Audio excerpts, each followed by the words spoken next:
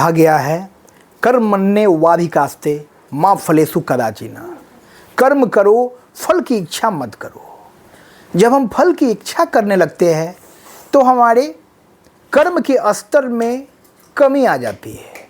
हमको निष्काम भाव से खुद को सौंपे गए कार्य को निष्पादित करना है। यह जीवन एक रंगमंच है और इस जीवन पर हर इंसान को एक अभिनय सौंपा गया है उस परम सत्ता परमेश्वर के द्वारा, और हमको पूर्ण समर्पण की भावना के साथ, पूरी ईमानदारी से, पूरी निष्ठा के साथ अपने जीवन रंगमंच पर खुद को मिले अभिनय को बखूबी निभाना है। हमको कर्म करना है, हमको फल की चिंता नहीं करनी है। और ऐसे भी इंसान का बस कर्म पर ही है। हम कर्म कर सकते हैं। हम अपनी कठिन परिश्रम की बदौलत अपने उस कार्य को और भी बेहतर कर सकते हैं, उस कार्य में विस्तार को प्राप्त कर सकते हैं। लेकिन उस कार्य के परिणाम स्वरूप जो फल प्राप्त होने वाला है उस पर हमारा कोई बस नहीं है। तो दोस्तों, निष्काम भाव से कार्य कीजिए। जिस भी कार्य में आप लगे हुए हैं, जीवन में हर व्यक्ति को अलग अलग कार्य मिला हुआ है। उम्र के पड़ावों के साथ हमको पारिवारिक स्तर पर कुछ जिम्मेवारियों को निभाना पड़ता है। पुत्र धर्म, पति धर्म, पत्नी धर्म, इन सभी धर्मों को निभाना पड़ता है। एक वक्त होता है जब हम अकेले होते हैं, निश्चिंत होते हैं, बेफिक्र होते हैं, और फिर एक वक्त ऐसा आता है जब हमारे जीवन में जिम्मेवारियाँ आ जाती है, हमारा विवाह हो जाता है, हमारे बाल बच्चे हो जाते हैं और हम उनके लिए दिन रात कड़ी मेहनत करने लगते हैं।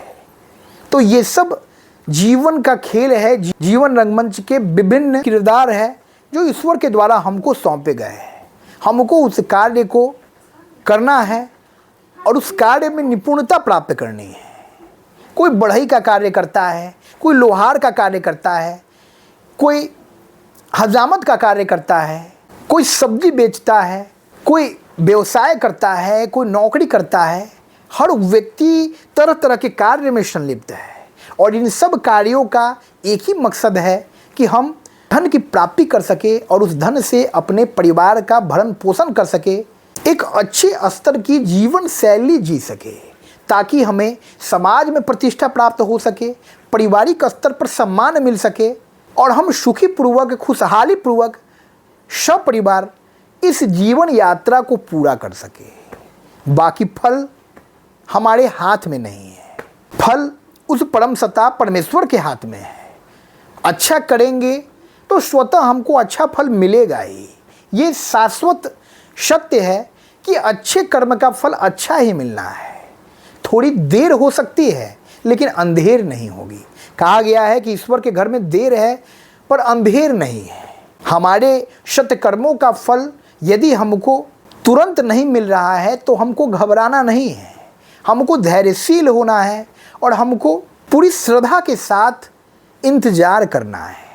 उस सुबह का इंतजार करना है जो हमारे इस जीवन को बदलने वाला है, और वो सुबह हमारे जीवन में अवश्य आएगा यदि हम निष्ठापूर्वक, पूरी कर्तव्यनिष्ठा के साथ, ईमानदारी के साथ सत्य पथ पर आगे बढ़ते हुए अपने कर्म को अंजाम दे रहे हैं। तो दोस्तों, वो दिन दूर नहीं जब हमारे जीवन में खुशियाँ ही खुशियाँ होगी। हमारे सामने सफलता के सारे दरवाजे खुल जाएंगे।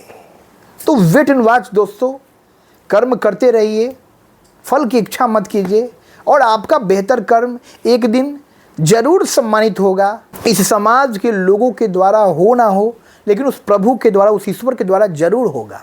और हमको इस संसार की पुरस्कारों से वास्ता भी नहीं रखना चाहिए। ये सारे पुरस्कार क्षणभंगुर है, ये सारे पुरस्कार नाशवान हैं।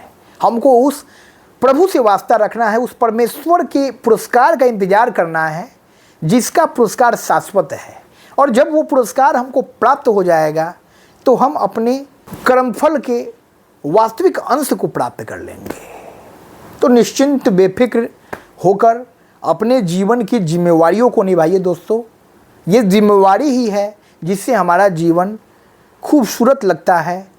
हमारा हर बोरियत भरा दिन खूबसूरत तरीके से जीवन की अच्छी और बुरी परिस्थितियों से टकराते हुए गुजरता है। हमको जिम्मेवारियों से भागना नहीं है, हम कायर नहीं हैं, हम योद्धा हैं। हर रोज़ एक नई सुबह हमारे जीवन में आएगी और हर रोज़ एक नई आस के साथ, एक नए उल्लास के साथ, एक नई उमंग के साथ हम अपने दिन की शुरुआत करेंगे और योद्धा की तरह अपने जीवन समर में जीत को प्राप्त करेंगे।